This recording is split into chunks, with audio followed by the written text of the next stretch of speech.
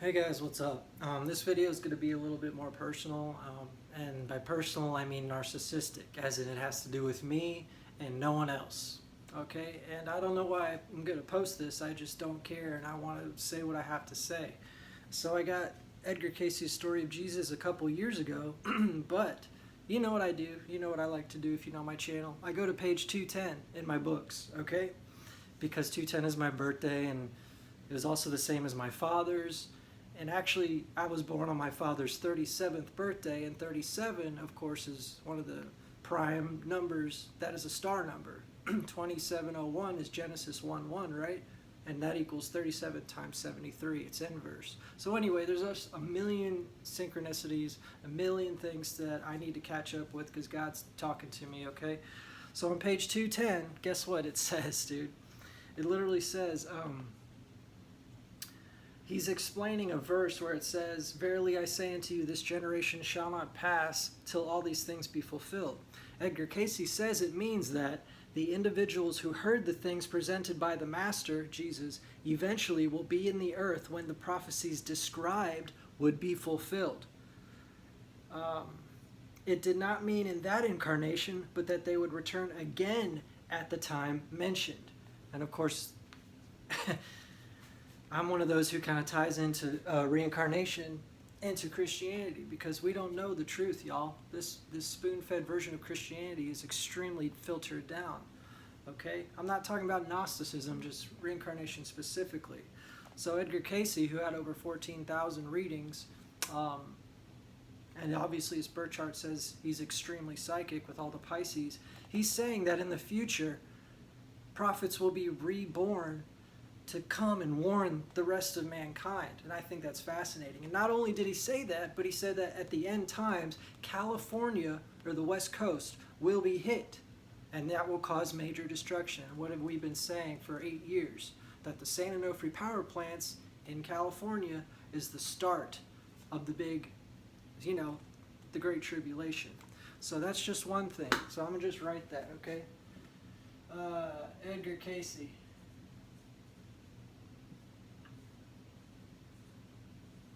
Okay, so he said at the end times prophets would come back. Okay, now who else we got? There's this guy named Jose Arguelles, very famous New Ager, quote unquote. In 1987, he had the Great Harmonic Convergence. You should look that up. It's very famous. What he said, he had a lot to do with 2012 and the Mayans, and he believed he was Lord Pakal Votan reincarnated, and he does look incredibly like him, strangely enough. But what did he say? He said, well, basically that in 2012 we will also have prophets come and help us through this because not everyone's got to understand because of all the deception going on. But I only found out about Jose Arguelles, who, by the way, was a Aquarius rabbit. God, I can't spell for anything. I can't write. He's Aquarius rabbit, just like me. So, okay, that's 144 possibilities, 12 signs, 12 Chinese animals. So I thought that was interesting. And I actually emailed him right before he passed away in 2011. I found out about him through Daniel Pinchbeck, who wrote a great book called 2012, The Return of Quetzalcoatl. And I actually emailed him a few times as well, and it's very interesting what he said. He said that Jose Arguelles told him that in 1987, my year of birth, a race of galactic wizards would appear, okay? Like, I find this incredibly fascinating because in Mayan astrology, I am the Jaguar, Ish, I-X, that's how you spell it. And they are the mystic shaman, okay, who are here to help people gain wisdom, okay? So Pinchbeck, he was also yellow spectral star in Mayan astrology. Well, specifically Jose Arguelles' version of Mayan astrology. Yellow spectral star, that's out of 260 possibilities. It's akin to the Tzolk'in, if you know anything about that. So what's interesting is that I am also yellow spectral star, just like Daniel Pinchbeck, out of 260, who showed me about Jose Arguelles, who's Aquarius rabbit like me, out of 144 possibilities. Okay, so that's two things, no, three things already. That's just very, very interesting. Okay, and obviously there was a supernova in 1987. It was called Supernova 1987A. It was only called A because they thought more were going to happen, but that's all that happened. And that occurred, well, it was observed 13 days after my birth, February 23rd, 1987. And I'm not saying I have anything to do with that, but I do think there's some symbolism behind it, okay? Because it's one of the craziest supernovas that ever happened. And just like in 1844 when Nietzsche was born, we had Eta Carinae. It was another supernova, okay? And who do I have the most, philosophically in common with is Nietzsche, okay? And what's interesting again is that in 2004 was when I was introduced to Nietzsche. And what happened in 2004 that only happens once every 40 years? It's the Venus transit, y'all. So right in the summer of 2004, the Venus transit happened in June, basically 1 or 2 months before my cousin showed me Nietzsche, and then I was just hooked on Nietzsche. Like, it was a very spiritual connection there, okay? And then what happened? These Venus transits, they come in pairs, separated by 8 years. So our generations was 2004 and 2012, and then 120, 130 years it'll happen again, but obviously we won't be here. Who did I discover in 2012 during the next Venus transit? The Groxt. I discovered him specifically in that year, and this is my next great teacher. But here's the thing. What do they say about Venus transits? It literally says you will have a new teacher enter your life. And it specifically corresponds to my greatest teachers of all time. Nietzsche, during the first Venus transit, that was my first real teacher. And then the Groxt, Mark, his YouTube channel in 2012. And now we favored each other's videos because we are corresponding all the evidence together, okay? These things are not a coincidence. I was supposed to go from philosophy, then 8 years later, to Christianity. This is a gradual spiritual step that I had to take, okay? And I just don't think... I think everything means something.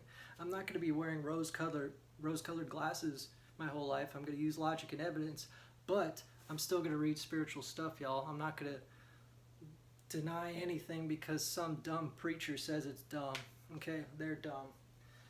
I also wanted to mention Nietzsche. He said that in the future there will be someone who would come, a great anti-nihilist, who would overcome all the nihilism and the burden that he discovered.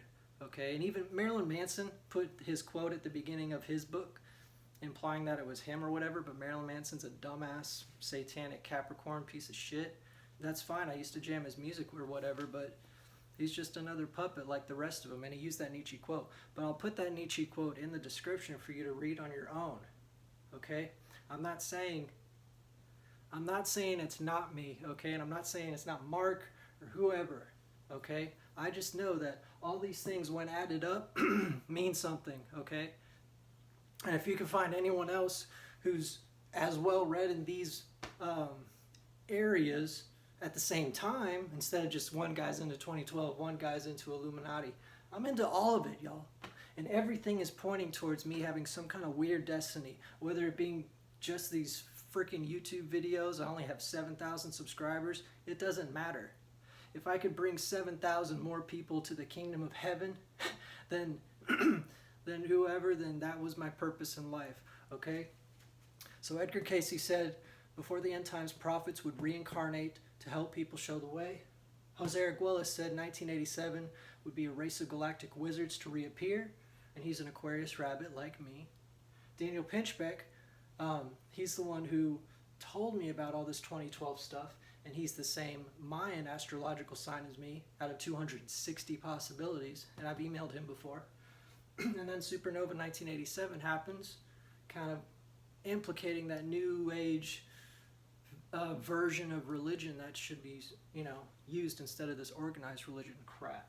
And then, of course, the Venus transit, Nietzsche, I discover him, and Nietzsche talks about someone in the future being an anti-nihilist, which is what I am. Nietzsche was as well. A lot of people think Nietzsche was a nihilist because he could describe it the best. But actually, his whole book, Thus Spake Zarathustra, that's all about anti-nihilism and saying yes to life. And I need to also add one more thing. When I discovered Nietzsche, there was a Uranus opposition of Jupiter. So in 2004, Uranus opposed Jupiter.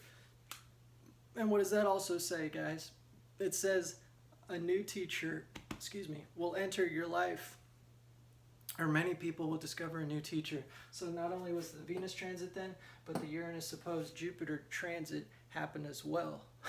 So that's two signs pointing to Nietzsche. And I'm the only soul in this world of 7 billion people who has ever even thought of the fact that Nietzsche fulfilled 8 different prophecies of the 1844. Obviously Illuminati know it. That's why they push him as some dumbass, or like not a dumbass, they push him as sort of some chauvinistic Nazi weirdo, when Nietzsche was the complete opposite of that if you actually read him. Gee, kind of like when you pick up the Bible, it's not what the preachers say. And lastly, of course, Mark. I even had a couple months where I was viewing the world and looking at maps the same way as Mark would, and I would actually see patterns, and I did a whole series of those type of videos of Google Earth mapping out the images, okay? And then I just moved on to something else, okay, guys? I'm a sponge, okay? And here's the weird part. They say Aquarius rabbits, out of 144 possibilities, some of the best scholars you can ever have. Aquarius is not only full of knowledge and is okay to think outside the box and is literally considered a genius, you know, at their highest peak, but the rabbit is the best scholar. So we have Jim Brown, my other great teacher. He's a year of the rabbit. Even though he hates astrology, I don't give a fuck. He doesn't know anything about it. I don't care, you know. This stuff is all coming together. And I don't know anyone else who's putting this shit together like I am. But if you can find someone else who's not Santos Bonacci, because the earth isn't flat, that's just a fucking distraction, then let me know. Let me know if you can find any other astrotheologians who know Nietzsche's The 1844 Prophecy, you know, who can do textual criticism in Greek and Hebrew. I'm not trying to be egotistical. I'm trying to tell you that I am here for a reason, and the stars foretold it too. Okay? Let's do one more thing. Speaking of the stars, I got space. So, if this was my birth chart, it would be, let's see.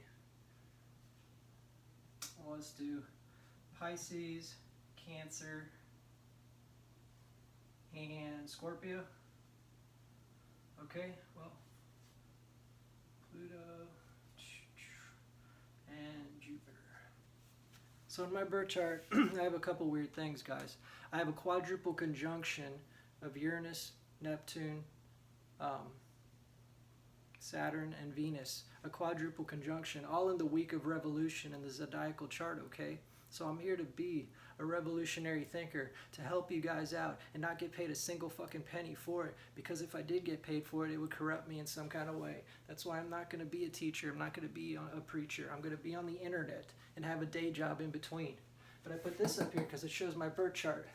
Not only do I have every water sign, a trine means you have perfect sort of balance between those elements, and this happens to be water, which is emotions, but the moon is in Cancer, and Cancer rules the moon. My Pluto's in Scorpio, and Pluto rules Scorpio. And my Jupiter is in Pisces, like Nietzsche, and Jupiter rules Pisces. And I also have Mars in Aries, and Mars rules Aries.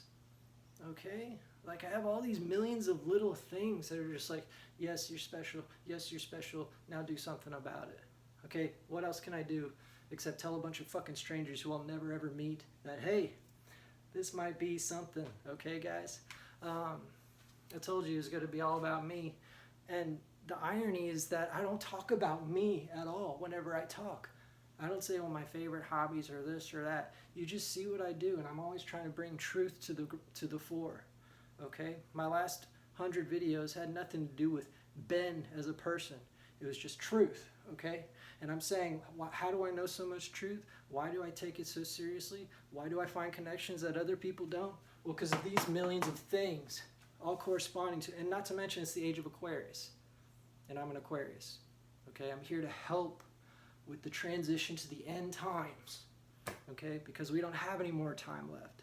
And I'm here to combine the truths of Nietzsche with the Bible, with this New Age shit, with astrology, dude. It's all connected, and we're in a society that says everything is different and we should all be different. And, you know, no, it's all connected, dude. Okay? And it all started with me just looking at page 210, being a little narcissist. What does 210 say? Oh, page 210 of Edgar Casey's book says a bunch of reincarnated prophets will come back before the end fucking times.